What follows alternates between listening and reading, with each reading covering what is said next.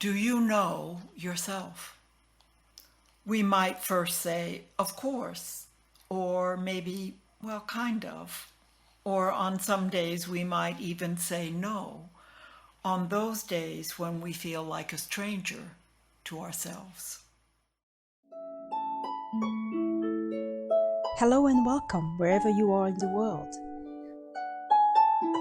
Today we present a contemplative reading, a slower reflective exploration of our monthly theme. Every month we explore a different aspect of the universal wisdom through a series of weekly public talks on Zoom. For more information about our events, follow the link in the written description below.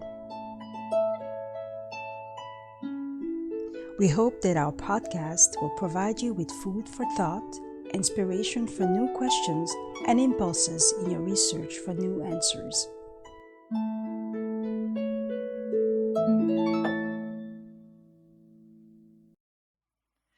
You might be familiar with the inscription over the entrance to the Temple of Apollo in Delphi that says, "Know thyself." Which self is meant here? The self of our familiar personality that is so interested in its own well-being? Or maybe something very different? Is there something else in us, another self, unknown or hidden in our being, beyond the reach of our personality, a universal self? Can we know this universal self? We've probably already detected it in the desire we have for something that we sense lies just beyond our reach, but waiting for us to connect. The following words from the Bhagavad Gita may help us to understand more about this universal self. The soul who meditates on the self is content to serve the self and rests satisfied within the self.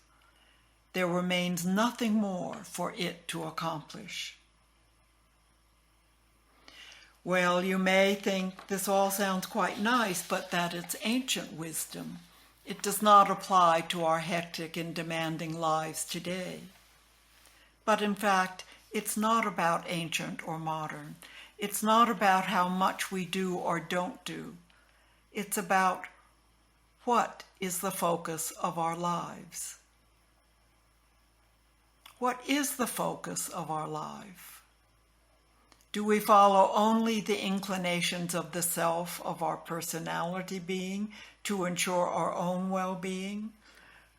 Or do we give attention to this other self within us, the divine essence in our heart, the spirit spark that has the potential to burst into flame and connect with the eternal divine fire? If we recognize that the most important purpose in our life is to connect once again with the eternal divine fire, then it doesn't matter where life has placed us. We always have the choice between becoming lost in the turmoil of everyday life or keeping the focus of our life on the eternal essence within us, on the one inner truth.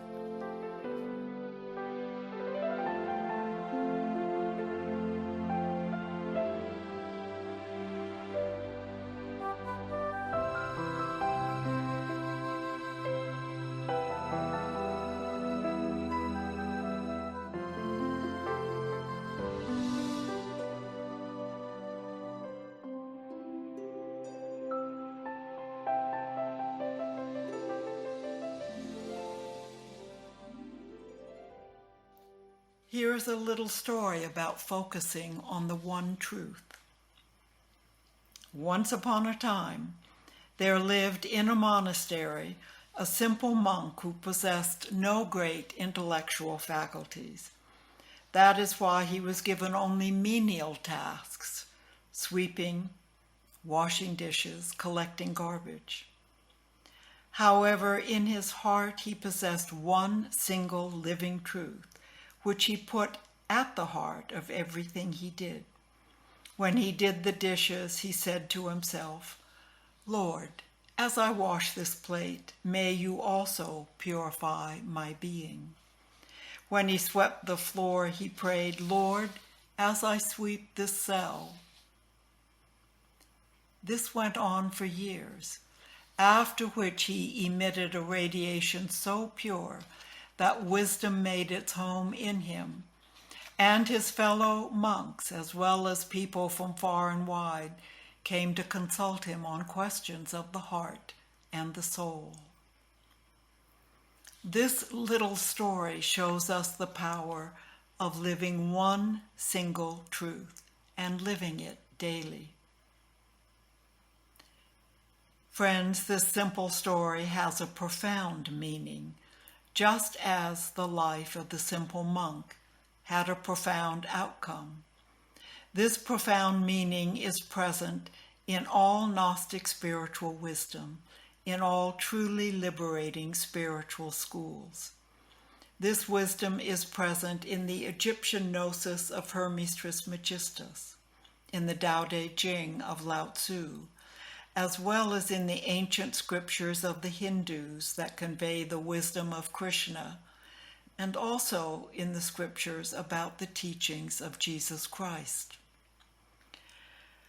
As written by the founders of the Golden Rosy Cross, Jan van Reichenborg and Catarosa de Petrie, in their book, The Great Revolution, the Krishna of 5,000 years ago and the Jesus of approximately 2,000 years ago are, as divine manifestations, one and the same. The entire life story of Krishna strikes us as very familiar, probably because the whole life story of this Savior of 5,000 years ago corresponds to that of Jesus. The mysteries of Krishna and the mysteries of Jesus Christ provide us with overwhelming proof of a universal wisdom that has one and the same language, and of the perfectly attuned tasks of all the truly great teachers. Friends, this eternal message of light has always existed and has always been transmitted to humanity. In the Bible, Jesus said, "I am the light of the world. Whoever follows me will never walk in darkness, but will have the light of life." These words can be understood as a statement from the highest divinity, the God within us, a truth that is expressed in all Gnostic spiritual traditions. And in the last book of the Bible, Revelation, it is expressed, "I am the Alpha and the Omega, the first and the last, the beginning and the end." We can see the similarity with expressions in the Bhagavad Gita which follow. "I am the spirit who lives in the unfathomable depths of the soul of every creature. I am the beginning, the middle, and the end of all things, their origin, their life, and their decline. I am the active element in the kingdom of powers, the wisdom and the light in the eyes of the sages, the creator and nourisher of the universe, the origin of the universe, and also its death, the end of all things. I am the silence in which the divine secret dwells. I am the seed of every creature. In every power, I am the primordial power of all powers. I am the origin of existence in everything that exists, for I am everything. Without me, nothing exists. I am the self in all creatures, yet from me the entire universe emanates as a manifestation of myself." We all carry the seed of this divine secret within us. When we make it the center of our life, like the monk in our little story did, then it can grow in radiance and power to its fullest potential to connect with the eternal divine fire.